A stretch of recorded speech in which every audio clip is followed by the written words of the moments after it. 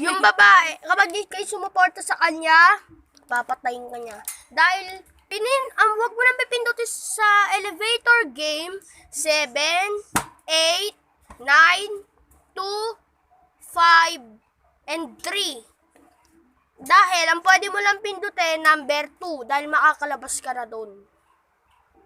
Diba, bawal pindutin yung push. Ay, hindi. 6. 6 lang pala yung pipindutin nyo doon, hindi ito dahil nasabi ko na. Kapag umattend kayo sa birthday ng Devil May Cry, ang pangalan nun, Sordigo. Si Sordigo may espada, kamukha siya ni Zoro na walang muka.